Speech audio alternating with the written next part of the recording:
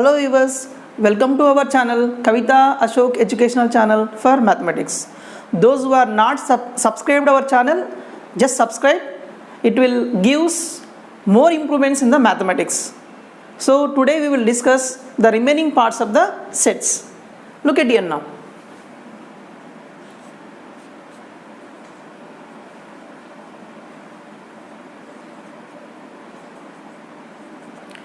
Equal sets. Equal sets means what? Look at here now. A is equal to, suppose 1, 2, 3 is there. B is equal to 3, 2, 1 is there. A is equal to 1, 2, 3 and B is equal to 3, 2, 1.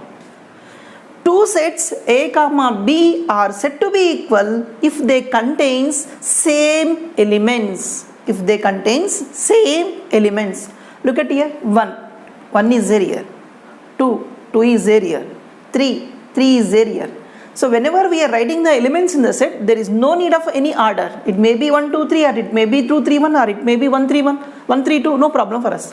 They must contain the same elements. Yes. 1 is there, 2 is there, 3 is there. That's why we can say that these two sets are equal sets and we can denote this as A equal to B. Once again, two sets A comma B are said to be equal if they contains same elements. Look at here now. Here number of elements present in A is equal to 3. Here number of elements present in B is equal to 3 and they contain same elements. Once look at here now. I am taking the example like this here. A is equal to same 1, 2, 3 here. B is equal to ABC. Here number of elements present in A is equal to 3 and the number of elements present in B is equal to also 3. Look at here. Is these sets are equal sets? Look at here. According to the definition of equal sets, if they contains same elements, 1 is here but 1 is not there here. 2 is 3. No element here present in the set B. That's why these two sets are not equal sets. These two sets are not equal sets. But only the thing is here, number of elements present in A and the number of elements present in B both are same. That means what? N of A is equal to N of B is equal to 3. Then what we call these sets? We can call these sets are equivalent sets.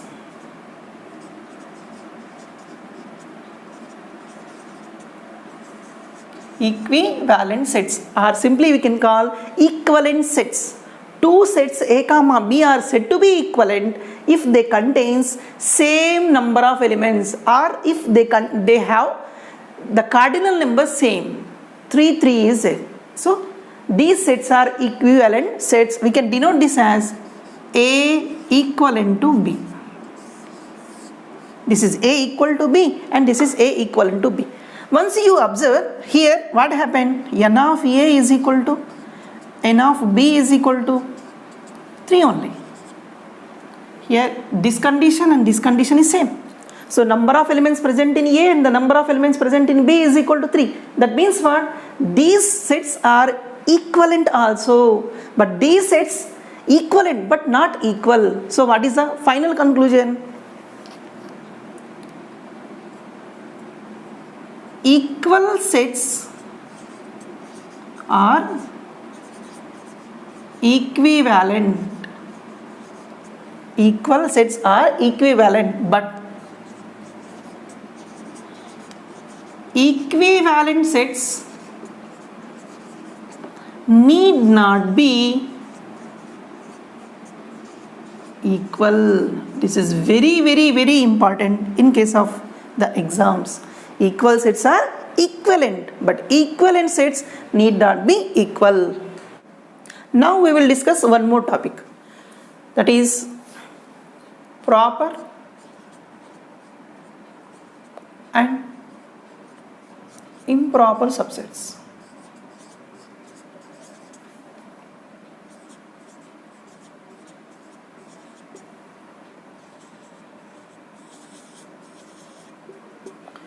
we discussed about the subsets along with power set. There we discussed a number of subsets of the given set. What is a proper subset and what is improper subset? These topics are also very important. Once look at here now. Along with the example I will explain. Suppose A is equal to A comma B is Z and B is equal to A, B, C, D is Z. When we observe, the elements which are present in A are also present in B. A comma B is here and A comma B also present in the set B. So that's why we can say that A is proper subset of B. First, that is a subset. Why? Because every element present in the set is also present in the other set. That's why A is subset to B. Along with this subset, some more thing is also there. A number of elements present in A is equal to 2 here. Number of elements present in B is equal to 4 here. How many elements are there? 1, 2, 3, 4.